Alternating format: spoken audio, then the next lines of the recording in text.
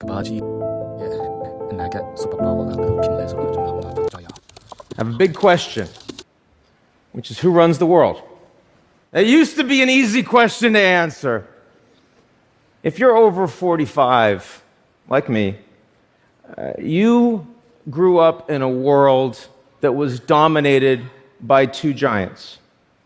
The United States called the shots on one side of the wall, the Soviets set the rules on the other, and that was a bipolar world. It's very simple. If you're under 45, you grew up when the Soviet Union had already collapsed. And that left the United States as the sole superpower, dominating global institutions and also exerting raw power. And that was a unipolar world. And then about 15 years ago, things got a little more complicated. The United States increasingly didn't want to be the world's policeman or the architect of global trade or even the cheerleader for global values. Other countries were becoming more powerful, and they could increasingly ignore many of the rules they didn't like, sometimes even setting new rules themselves. What happened? Three things. Number one, Russia was not integrated into Western institutions. A former great power, now in very serious decline, and they are angry about it. We can argue about whose fault that is, but we are where we are. Number two, China was integrated into US-led institutions on the presumption that as they got wealthier and more powerful, they would become Americans. Turns out, they're still Chinese. And the United States is not particularly comfortable with that.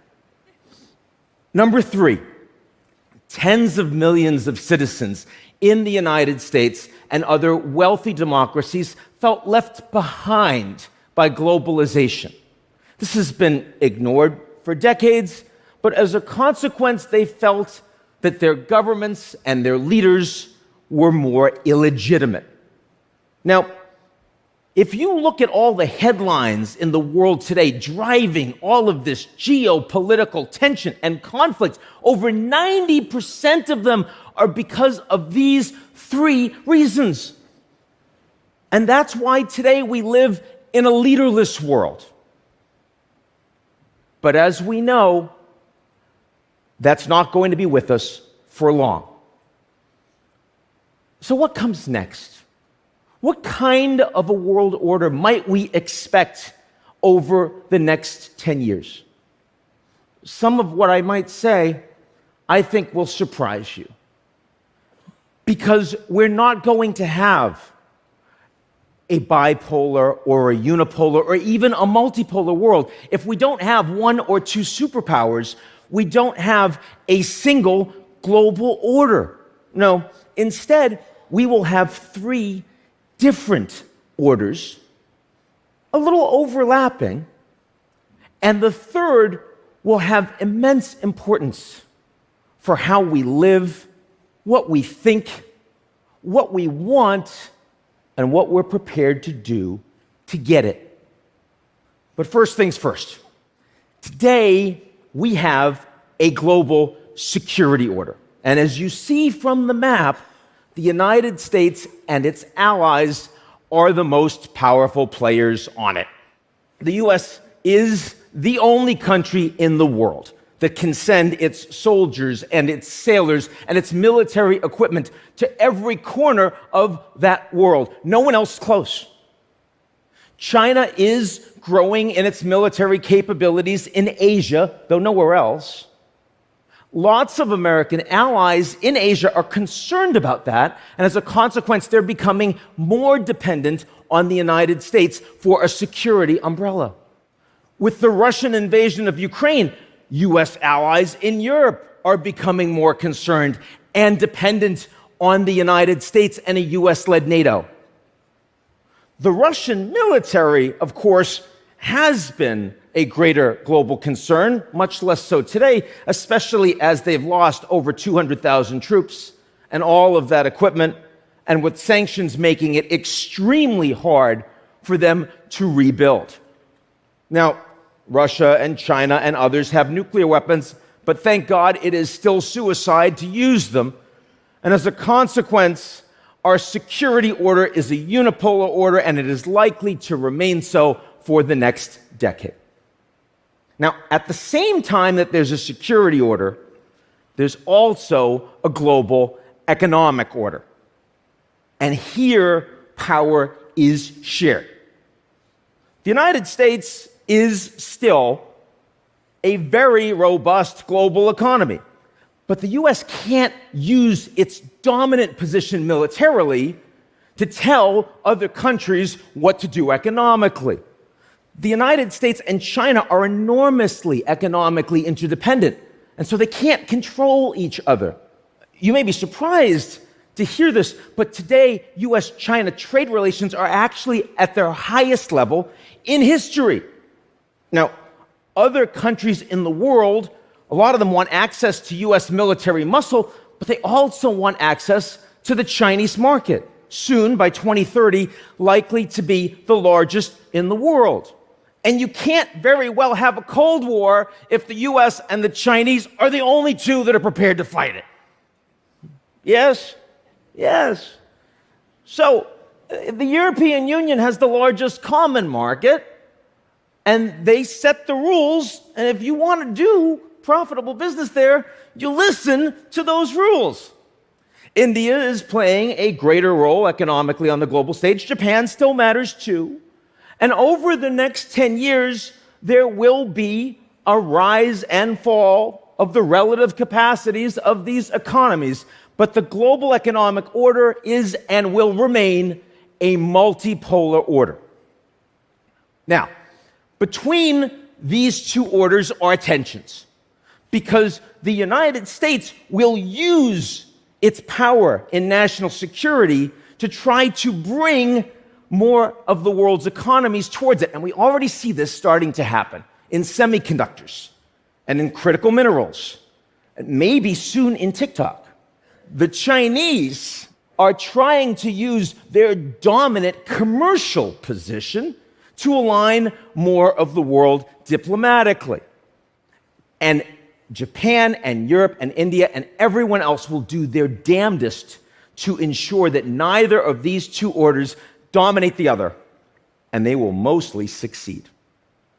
Now, so far, I have spoken with you about the two world orders we already see, but there's a third that is coming soon that's even more important, and that is the digital order. And the digital order is not run by governments, but by technology companies. We all know how much military support NATO countries have provided Ukraine during the war. But it's technology companies that provided the tools allowing Ukraine to defend itself from Russian cyber attack. It's technology companies that gave the Ukrainian leaders the ability to speak with their generals and their soldiers on the front lines. If it wasn't for those technology companies, Ukraine would have been fully offline within weeks of the war, and I don't believe President Zelensky would still be there today.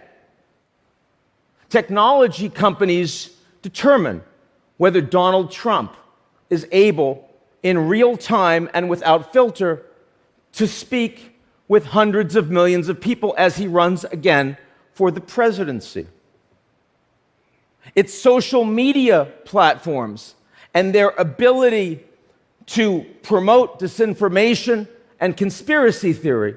Without them, we do not have riots in the Capitol on January 6th. We do not have trucker riots in Ottawa. We do not have a January 8th insurrection in Brazil. Technology companies increasingly determine our identities. When I was growing up, it's nature or nurture. I mean, my deep and abiding emotional problems either come from how I was raised or some genetic failure. Could be both. But today, our identities are determined by nature and nurture and algorithm. If you want to challenge the system, you can't just question authority, as we were all told when we were growing up. Today, you have to question the algorithm. And that is a staggering amount of power in the hands of these technology companies. What are they going to do with that power? And that depends on who they want to be when they grow up.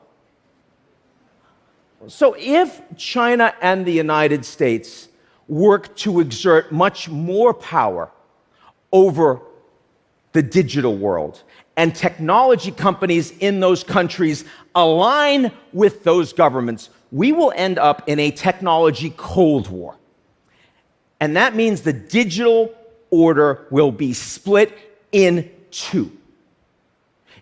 If, on the other hand, technology companies persist with global business models and we retain competition between the digital and physical worlds, we will have a new globalization, a digital global order. Or, if the digital order becomes increasingly dominant and governments erode in their capacity to govern, and we've already seen the beginning of this, technology companies will become the dominant actors on the global stage in every way, and we will have a techno-polar order. And that will determine whether we have a world of limitless opportunity or a world without freedom.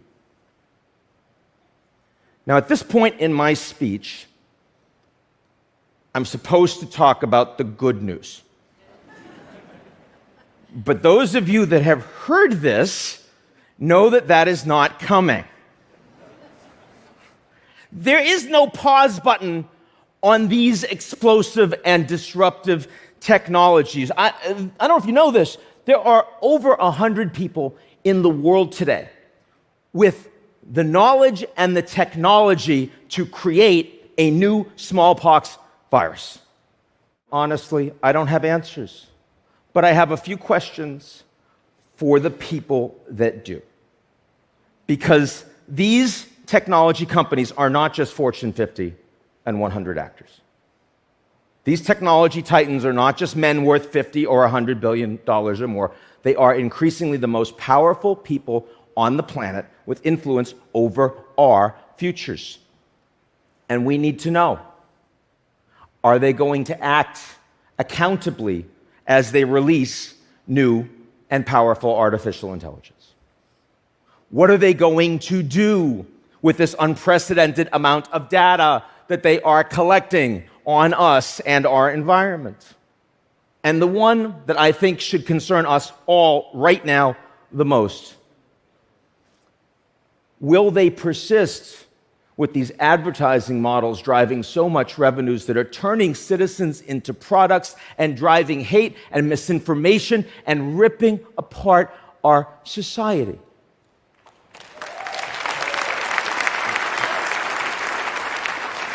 When I was a student back in 1989 and the wall fell, the United States was the principal exporter of democracy in the world.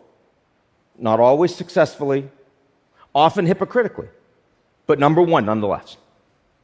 Today, the United States has become the principal exporter of tools that destroy democracy.